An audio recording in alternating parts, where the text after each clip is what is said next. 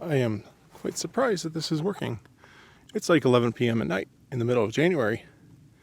And look, my phone's picking up stuff because it's bright enough out. Anyways, there's a company, Olight, that has asked me to showcase this flashlight in a video. So here we are. To turn it on, give it 2 flicks of the dial. That activates it. And clicks to turn on. And there's my dog, Shelby. Hi, Shelby. Now let's check out the ice collection. But I don't need it this bright. This flashlight's pretty cool. I can just dial it down infinitely. The ground here is wet underneath the snow, so it hasn't been super cold recently. Well, it was very cold, and then we had a warm spell. But now it's, I guess, kind of warmish January for us here. Also, I'm at higher elevation for where I live, so it's usually a little bit cooler here. And I don't hear the ram pump running, so I wonder what the problem is. Oh, got some water flowing here. Good thing I'm wearing my boots.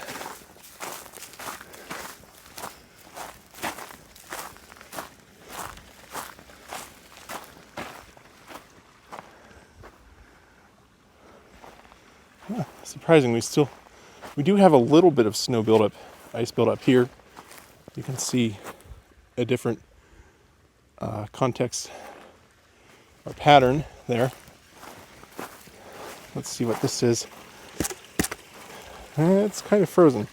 So unfortunately, I'll have to come back and mess with this when it's a little bit lighter out.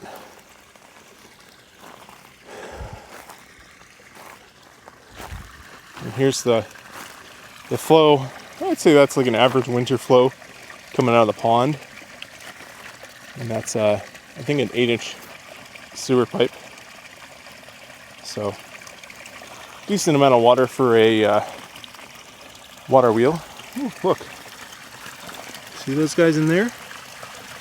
I'll turn the brightness up a little bit. Got some salamanders. That's interesting.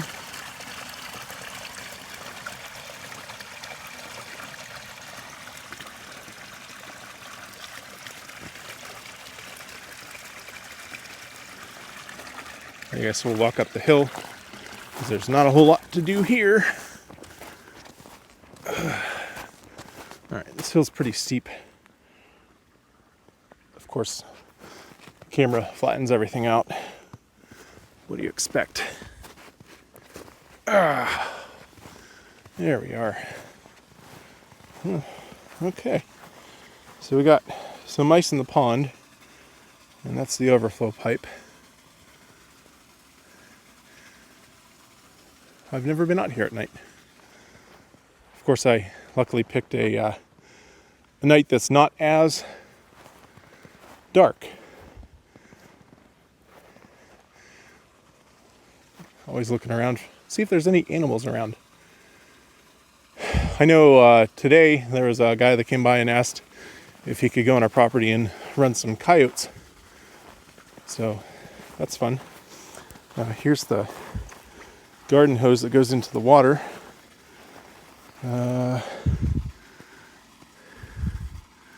Somewhere deep in there I have a filter hooked up to the end of the garden hose.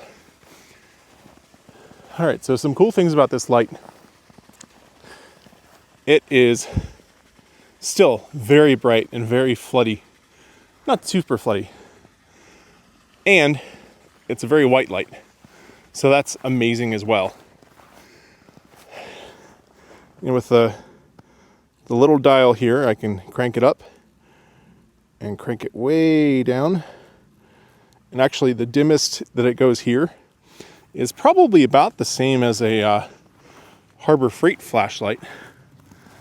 And even super dim, which would last for more than a day at this output. 2 days? I don't know, I forget. It's still perfectly serviceable and usable light for walking trails and whatnot. And crank it up. Now, I can double tap and go to turbo. What is that over there?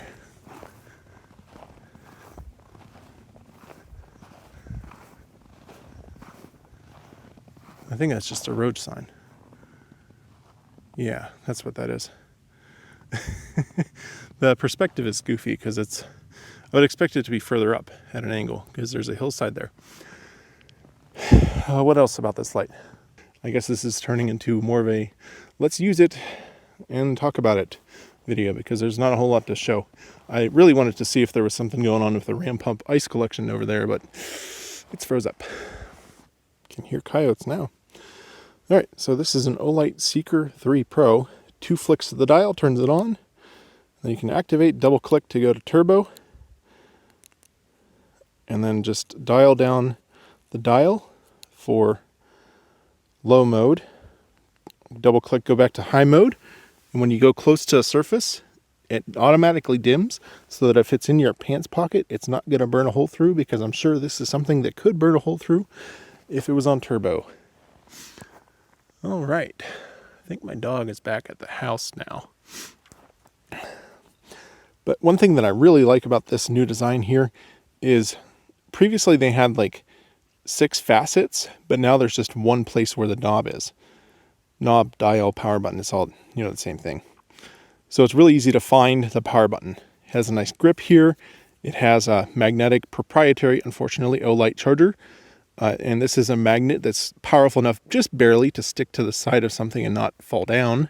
So you can also stick it in the bottom. And then some lights, they have a difficulty tail standing, and this one can tail stand. So that's cool too. That's pretty much all the features there are. I'm sure there's a way to go into strobe mode, but that's not something that I need. Here's my pond. Kind of icy, thin ice. Wouldn't want to walk on that. My other favorite flashlight is a very narrow cone. Let's walk around here where the snow and grass isn't as deep. So this one spreads out a lot. And I really like that. So not as great for shooting really far. The manual says it can go to like 300 meters. And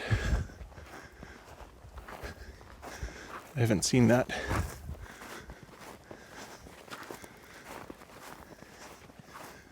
Are there any deer? I don't see any deer. Now I can only see about halfway up my field reliably with this flashlight. My other spot flashlight can see deer all the way at the top. So that's a difference.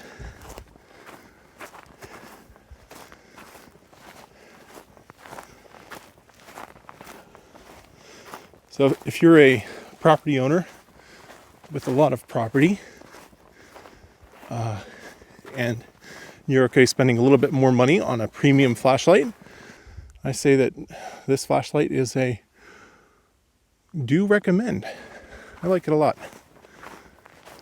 It's a little bit too big to maybe daily carry in a pocket, but that's what you get for having a very powerful flashlight with a long battery life.